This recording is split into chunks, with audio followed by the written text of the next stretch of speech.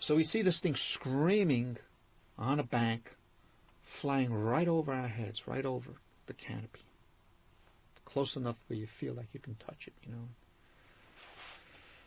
I saw the underbottom of it and all, and it's just streaking very quickly, just flies right over our heads, you know. And we see this thing, and we look, and we turn around, and all of us kind of follow this plane. And like I say, we have this panoramic view of lower Manhattan, and this plane flies over, and it's on a bank. So we're watching it, and I don't know how far we are from Statue of Liberty to the tip of Manhattan there, but it's a couple of miles, so it takes several seconds, or I don't know. I say, well, damn, what if that's another one? And next thing you know, as it's going closer and closer, we're starting to realize that, hey, this might be another plane. And then a fraction of a second or so before it impacts, we see this plane really way too close. And then all of a sudden, wow, it just goes and it impacts. And because of the distance, because of that delay in sound traveling, you don't hear a thing. We just see the airplane disappear. And my reaction was, it was like something, like a dart or something being thrown at a porous object, and the building basically absorbed this airplane. The airplane just disappears. And it was on an angle, and it leaves this diagonal imprint, you know, the size of the plane.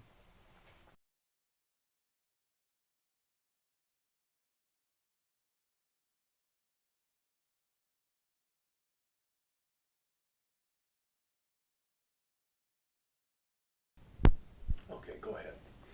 I'm sorry. You were mentioning regarding the air travel and the random search. Right.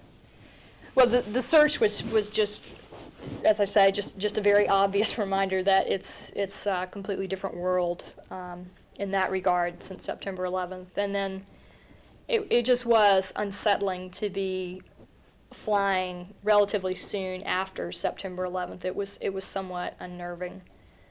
But I remember at the time, lots of people were canceling any kind of travel plans that they had, whether it be for business or for pleasure. Many people were, I'm not flying.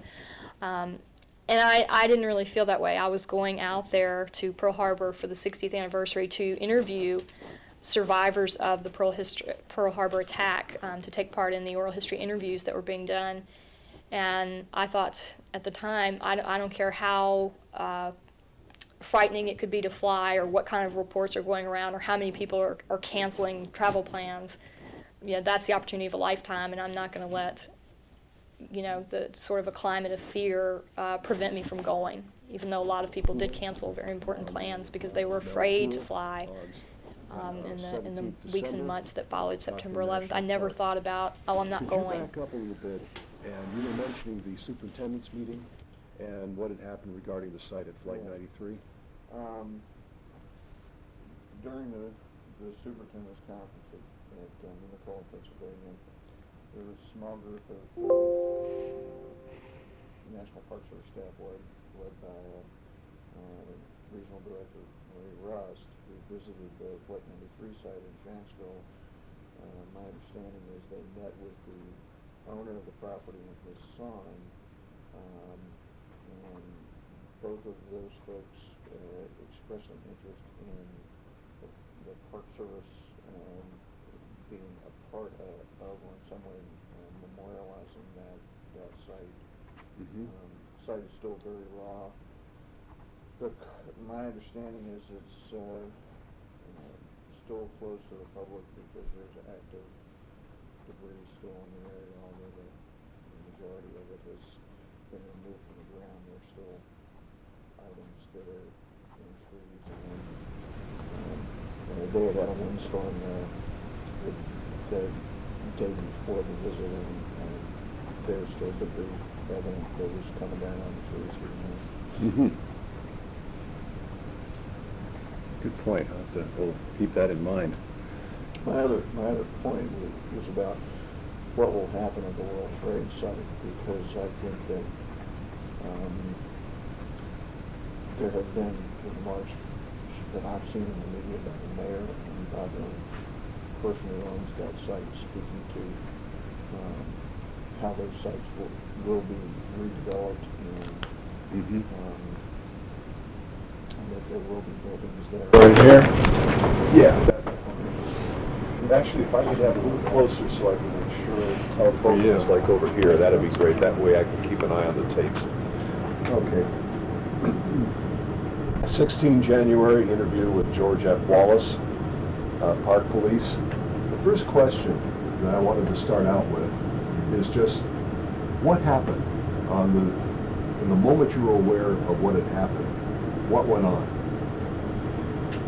Well, I was actually in the mall writing tickets when Sergeant Dan Beck contacted me on my Nextel and said that a plane had just hit one of the towers in the World Trade Center in New York.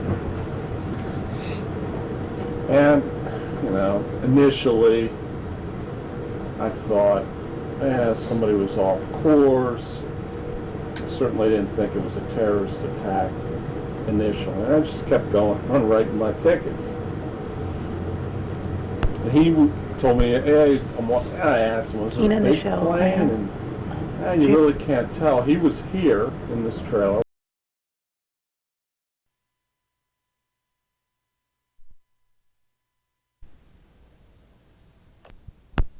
Okay, Keena Nichelle Graham, June 17th,